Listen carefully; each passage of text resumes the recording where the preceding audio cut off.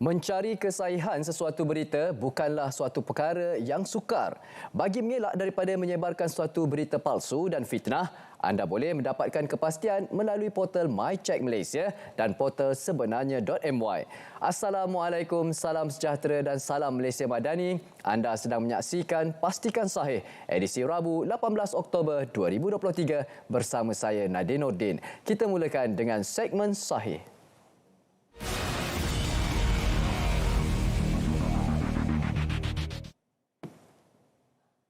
Portal My Bayar PDRM. Adakah portal ini benar-benar wujud dan sahih? Untuk makluman, Malaysia Computer Emergency Response Team MyCERT telah mengesan satu taktik ataupun penipuan oleh sedikit penipuan yang menyamar sebagai portal My Bayar Polis Diraja Malaysia PDRM, iaitu portal pembayaran saman trafik secara dalam talian dengan menggunakan email palsu bagi mendapatkan maklumat perbankan peribadi pengguna. Orang ramai dinasihatkan agar berwaspada dan sentiasa membuat semakan terlebih dahulu di portal atau laman sesawang jabatan atau agensi yang sah sebelum membuat sebarang transaksi bagi mengelakkan diri anda daripada menjadi mangsa penipuan. Pihak tabung haji di Facebook rasminya memberi pesanan mesra dan peringatan agar sentiasa berwaspada terhadap penyebaran palsu berkaitan tabung haji terlibat dalam aktiviti pelaburan seperti poster yang tertera. Logo yang digunakan adalah tanpa kebenaran pihak tabung haji. Orang ramai dinasihatkan untuk sentiasa berhati-hati dan merujuk kepada pihak berkuasa sebelum membuat sebarang keputusan pelaburan. Hubungi tabung haji di talian 03-6207-1919 jika mempunyai sebarang kemusykilan. Polis mengesahkan menerima aduan daripada Pengerusi Majlis Agama Islam Selangor MAIS Tan Sri Abdul Aziz Muhammad Yusof berkenaan gambarnya yang disalahgunakan untuk tujuan iklan skim pelaburan saham palsu. Ketua Polis Selangor, Datuk Hussein Omar Han berkata, laporan tersebut diterima pihaknya kira-kira pukul 2.45 petang dan pengadu menafikan iklan tersebut yang dipaparkan di laman sosial Facebook melalui akaun All Star Investment. Katanya iklan tersebut menawarkan skim pelaburan saham dan mendakwa pelaburan itu patuh syariah dan keuntungan yang lebih tinggi. Sambungan itu, iklan tersebut adalah palsu dan tiada kaitan dengan Abdul Aziz dan laporan polis telah dirujuk kepada pihak Suruhanjaya Komunikasi dan Multimedia Malaysia MCMC untuk siasatan terperinci. Orang ramai dinasihatkan tidak mudah terpengaruh dengan iklan di media sosial yang menggunakan imej individu penting bagi mendapatkan kepercayaan masyarakat dan diingatkan untuk membuat pelaburan di platform yang sah serta membuat semakan dengan pihak Suruhanjaya Security. Kita beralih ke berita dan kenyataan media pengarah Jabatan Siasatan Jenayah berkaitan tangkapan penyunting buku yang menghina jata negara. Polis Diraja Malaysia PDRM mengesahkan telah membuat tangkapan seorang lelaki warga tempatan bagi membantu siasatan berhubung kes ini. Suspek dipercayai menetap di Sydney, Australia dan telah ditangkap di Pejabat Imigresen Kelana Jaya semasa memohon pembaharuan pasport pada 16 Oktober 2023 dan telah dibebaskan pada 17 Oktober setelah tamat tempoh reman. Kes disiasat di bawah Seksyen 4-1 Akta Hasutan 1948, Seksyen 8-1 Akta Mesin Cetak dan Penerbitan 1984 serta Seksyen 233 Akta Komunikasi dan Multimedia 1998. Siasatan masih dijalankan dan orang ramai diminta agar tidak membuat sebarang spekulasi mengenai kes ini yang boleh mengganggu proses siasatan. Terpedaya dengan pelaburan tidak wujud dan menyebabkan kerugian ratusan ringgit, itulah yang sering kita dengar sejak kebelakangan ini. Bagaimana ia berlaku? Ayuh ikuti kisah ini. Seorang tukang kebun mendakwa kerugian RM331,478.60 sen selepas diperdayakan untuk menyertai pelaburan di aplikasi TikTok sejak Ogos lepas. Ketua Polis Pahang, Datuk Seri Yahya Othman berkata, mangsa 54 mendakwa menyertai pelaburan itu selepas dimaklumkan hanya perlu mengeluarkan modal bagi jualan barangan di aplikasi tersebut. Mangsa mendakwa diperkenalkan kepada pelaburan itu oleh seorang individu yang dikenali di laman Facebook dan diberikan pautan ke aplikasi yang kononnya akan merekodkan jumlah keuntungan diperoleh mangsa. Mangsa seterusnya mendakwa telah membuat 25 transaksi pemindahan wang ke 17 akaun diberikan suspek sepanjang terlibat dengan pelaburan itu dari 14 Ogos hingga 3 Oktober lepas. Mangsa mendakwa wang yang dilaburkan adalah hasil simpanannya semasa terlibat dalam perniagaan sebelum menjadi tukang kebun.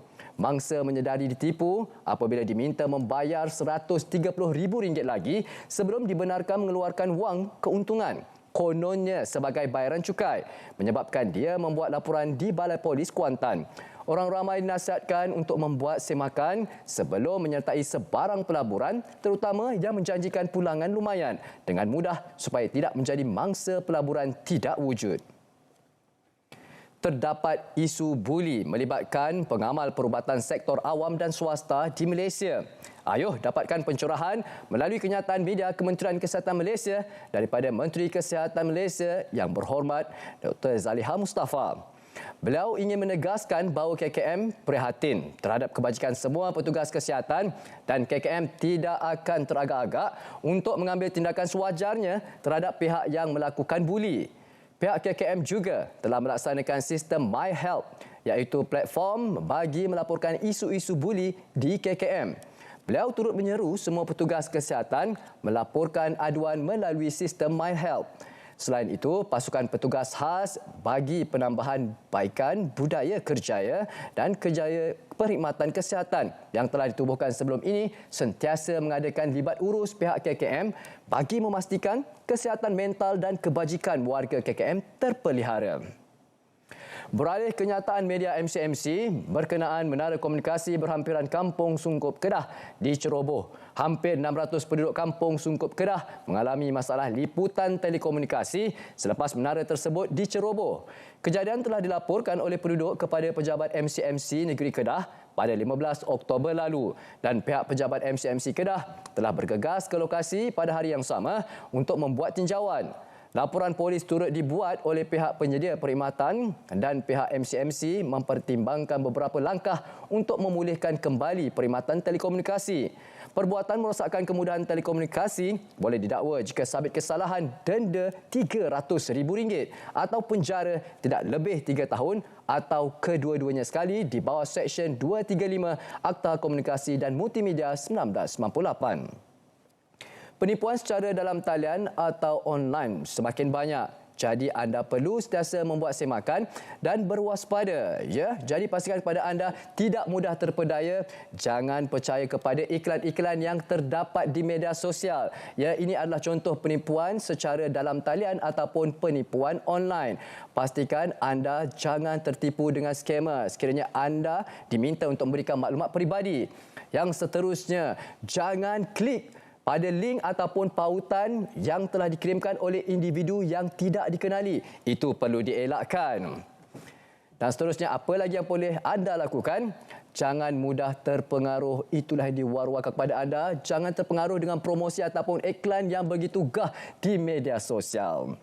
Ini pula kita bawakan yang terakhir. Langkahnya adalah pastikan transaksi dalam talian adalah selamat. Anda kena rajin membuat semakan.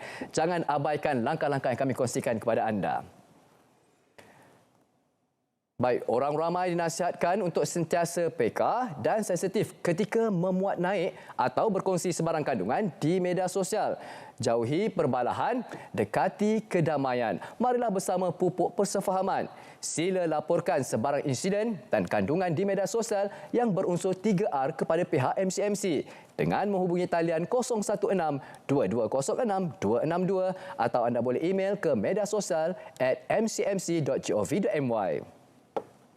Hentikan spekulasi, hapuskan berita yang tidak pasti. Tak pasti, jangan kongsi. Pastikan sampai berehat seketika. Kembali selepas ini dengan segmen semasa.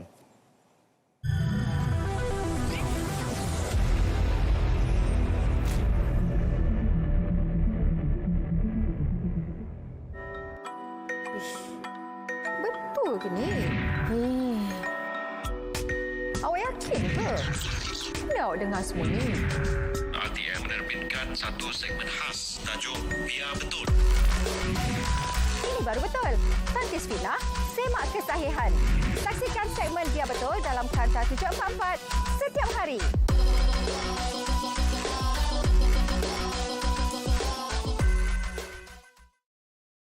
Piala Malaysia 2023, kesebelasan utama kini bersedia bagi memburu tahta terulung bola sepak Malaysia.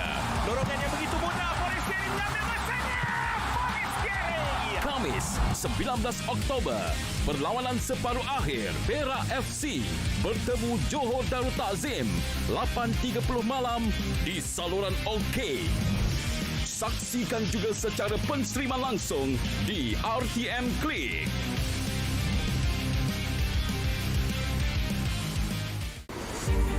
UK-Malaysia AI Conference, a collaborative effort between the Ministry of Science, Technology and Innovation and the British High Commission Kuala Lumpur.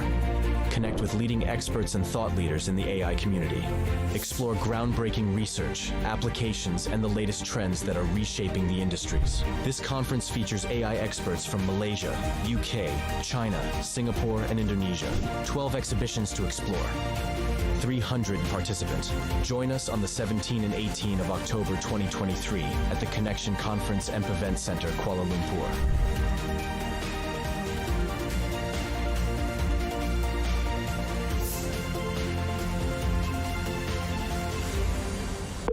Kecemasan, boleh saya bantu? Hello, there's been a motorcycle accident here. Maybe an elephant ran it over. Sir, there is fire accident at the address number 5 Jalan Timbikan, Shah Alam. PGO from FRT Shah Alam, there was no fire accident here. Over.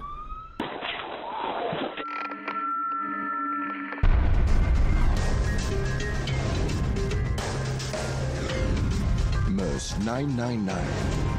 Use it wisely.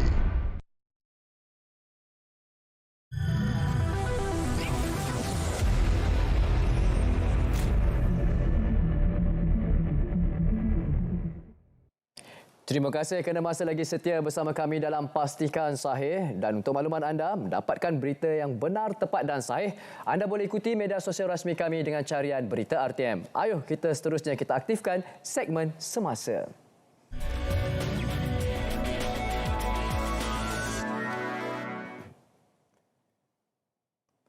Lebih ramai penyelidik disaran memberanikan diri untuk menyumbang kepada industri serta menerujui inovasi berteraskan sains, teknologi dan inovasi STI.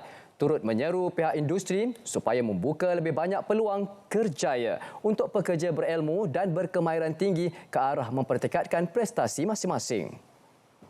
Beliau juga menyeru pihak industri supaya membuka lebih banyak peluang kerjaya untuk pekerja berilmu dan berkemahiran tinggi ke arah mempertingkat prestasi masing-masing. Perdana Menteri berkata demikian dalam ucapan sempena Majlis Penganugerahan Fellow Akademi Sains Malaysia dan pengiktirafan Top Research Scientist Malaysia 2023 di Ibu Negara dengan teks ucapan dibaca Menteri Sains, Teknologi dan Inovasi Chang Lee Kang. Para saintis mempunyai tanggungjawab besar untuk membantu Malaysia menjadi negara berteknologi tinggi dengan ekonomi yang diterajui inovasi menjelang tahun 2030. Dan bagi merealisasi aspirasi STI negara, komuniti saintifik Malaysia perlu berkolaborasi dengan efektif bersama kerajaan, industri dan masyarakat sivil.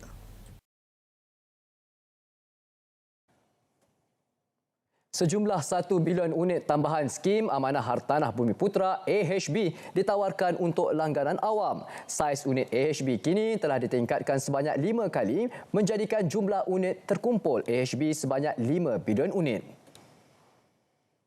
Ucap tahniah kepada Syed Ahmad Nizam dan juga Madam Shal kerana dapat pertahankan bukan sahaja keberuntungan tetapi pengurusan yang dapat dibanggakan. Kita sebagai orang Islam dan lebih Melayu, kebanggaan kita apa? Tentunya perniagaan atau ekonomi atau pendidikan, tapi yang penting juga tentang nilai, tentang integriti.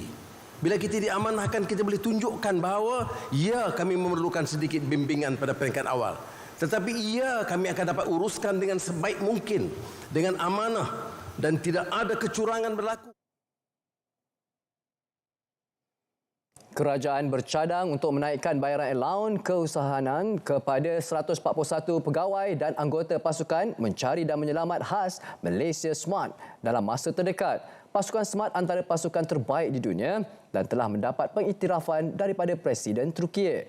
Beliau berkata kepada media selepas merasmikan Bulan Kesiapsiagaan Nasional 2023 di markas SMART. Mereka juga mendapat pengiktirafan daripada beberapa agensi di bawah PBB. Ini memperlihatkan bahawa pengiktirafan ini bukan hanya daripada Malaysia. Apabila berlaku tanah runtuh umpamanya, mereka sampai dahulu. Kami di Jawatankuasa Jabatan Pusat Bencana Negara juga telah mencadangkan agar pasukan ini diperbesarkan. Kini pasukan SMART ini dianggotai 141 orang dan melibatkan 3 agensi utama. Kita mencadangkan supaya keterlibatan sekurang-kurangnya 7 agensi yang lain termasuk Kementerian Kesihatan hendaklah dimobilisasikan, dan untuk itu adalah musabah jika allowance mereka allowance dipanggil allowance dipanggil hard work kesusahan itu dapat dipertingkatkan. Kementerian Perumahan dan Kerajaan Tempatan KPKT sedang merangka satu garis panduan pengurusan tandas awam yang berkonsepkan tandas bersih, menawan dan wangi, iaitu BMW. Garis panduan itu dijangka akan diterbitkan dalam masa terdekat sebagai panduan kepada pihak berkuasa tempatan, PBT, kementerian, agensi kerajaan serta pihak swasta dalam pengurusan serta meningkatkan tahap kebersihan tandas awam di negara ini. Belanjawan Negara 2024 yang baru-baru diumumkan buat pertama kali ada peruntukan khas 150 juta ringgit untuk tandas awam berdarah BMW. Ini menunjukkan betapa penting public hygiene, kebersihan awam. Antara yang memberikan image, the first impression apabila pelancong sampai ke tanah air kita adalah kebersihan tandas awam.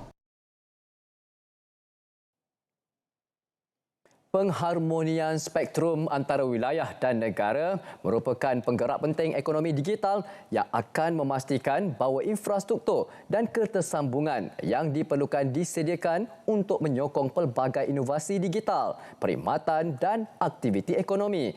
Penyelarasan pengharmonian itu juga akan memacu pertumbuhan ekonomi dalam era digital.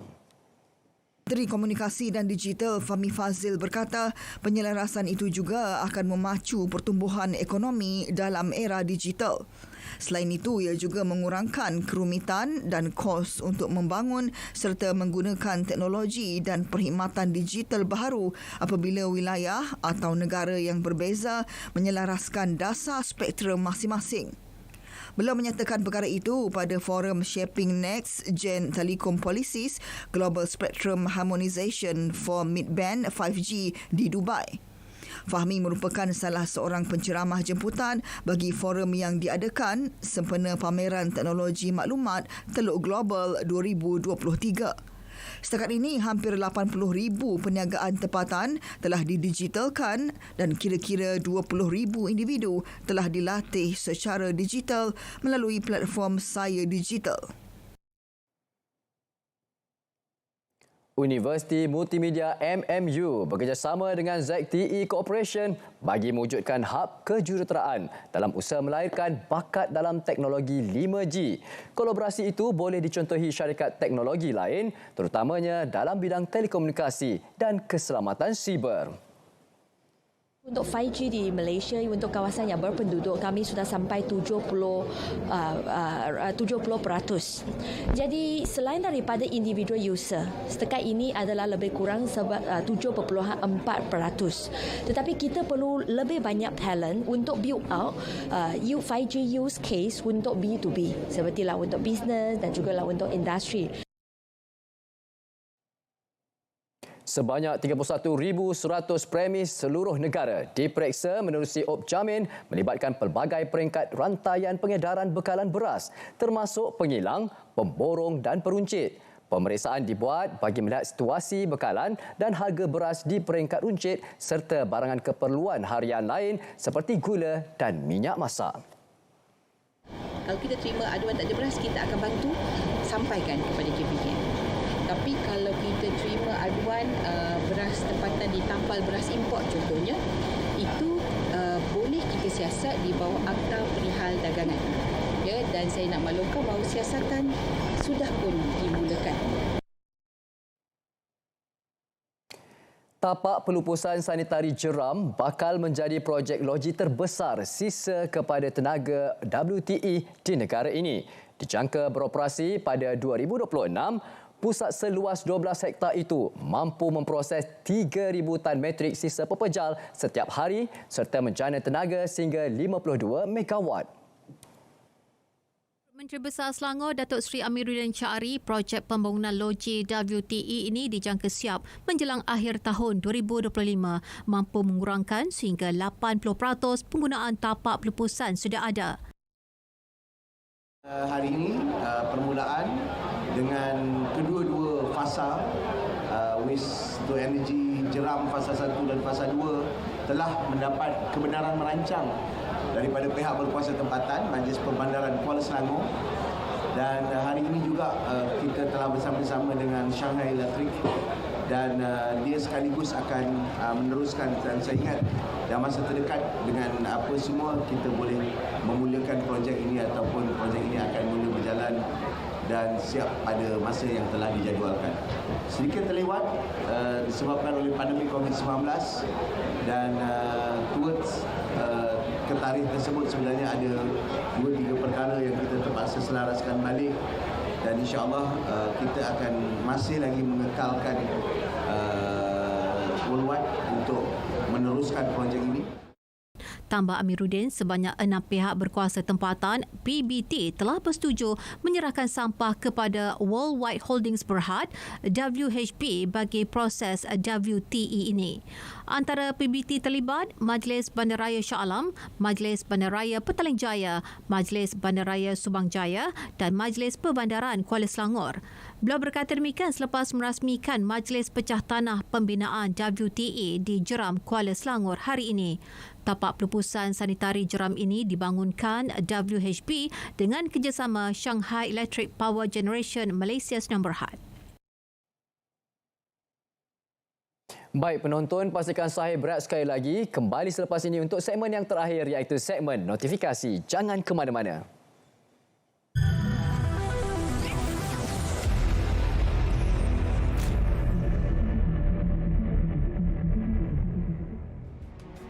Apabila baginda berjanji, nescaya janji tersebut akan dikotakan. Baginda tidak berbicara kecuali dalam hal-hal yang bermanfaat dan tidak pernah menuturkan tipu daya, apatah lagi nista kepada pengikut maupun penentangnya. Setiap tutur bicara baginda mengandungi kebenaran, nilai-nilai akhlak terpuji tersebut yang telah diwasiatkan Rasulullah sallallahu alaihi wasallam untuk diikuti oleh sekalian umat. Beta ingin menyeru pada seluruh rakyat beta untuk bersama mencontohi akhlak warisan maknawi Rasulullah sallallahu alaihi wasallam yang amat bernilai dan istimewa. Marilah kita terapkan akhlak mulia dalam pertuturan dengan menutur bicara kebenaran, bersikap jujur serta menjauhi fitnah.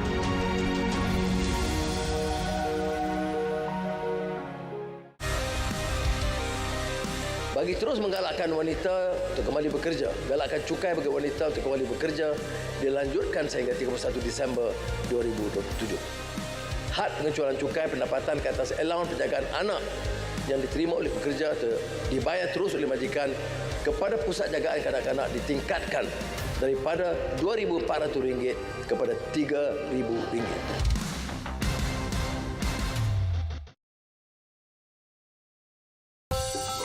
Ini Bob. Bob adalah seorang penyelam marin. Setiap hari, Bob mendapati semakin banyak plastik dihanyutkan ke dalam laut. Kesannya boleh mengakibatkan jumlah plastik melebihi daripada hidupan laut menjelang 2050 jika tindakan tidak diambil. Dianggarkan 50% plastik yang dihasilkan adalah plastik sekali guna dan 13 juta tan plastik dihanyutkan ke laut. Kerana sayangkan alam sekitar, Bob mengambil inisiatif membersihkan sisa plastik.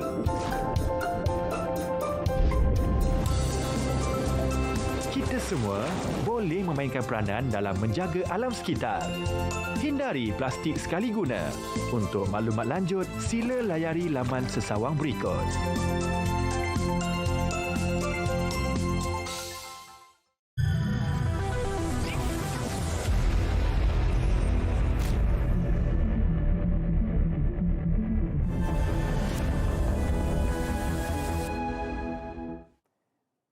Baik penonton, jangan lupa saksikan naratif khas pada malam ini dengan topik yang dibawa. Apakah topik yang dibawa? Ya, Pasca Belanjawan 2024 ke arah infrastruktur bertaraf dunia bersama tamu yang diraikan pada hari ini iaitu 18 Oktober 2023 9 malam di saluran TV1, siaran serentak saluran berita RTM, MyTV saluran 123, RTM Klik dan juga di Facebook Live dan juga TikTok Live berita RTM. Kita teruskan pada petang ini, 6 petang. Ayo sama-sama kita saksikan fikrah adakah mencari yang dicari dengan topik yang dibawa selidik sebelum sebar. Pada 6 petang, 18 Oktober 2023 di saluran TV1, juga di Facebook dan juga YouTube live dibawakan oleh TV Jakim dan juga RTM Klik dan juga Facebook Live TV1. Kita bawakan seterusnya Jualan Rahmah, inisiatif prihatin dengan penawaran harga barangan 10% hingga 30% lebih murah. Jadi ayo sama-sama jangan lepaskan peluang untuk Jualan Rahmah. Kita bawakan sesi santai hero pengguna bersama KPDN Zon Tengah. Anda boleh dapatkan maklumat dengan imbas QR Code yang tertera. Ini perlu kami bawakan larian ceria 5 km percuma ya, Stadium Hang Jebat Melaka, Ahad 29 Oktober 2023. Hentikan spekulasi, hapuskan berita yang tidak pasti. Tak pasti jangan kongsi. Ingat, pastikan saya setiap hari Senin hingga Khamis pada pukul 2.30 petang di saluran TV1. Sampai di sini saja, Malaysia Madani, tekad perpaduan penuhi harapan. Assalamualaikum dan salam sejahtera.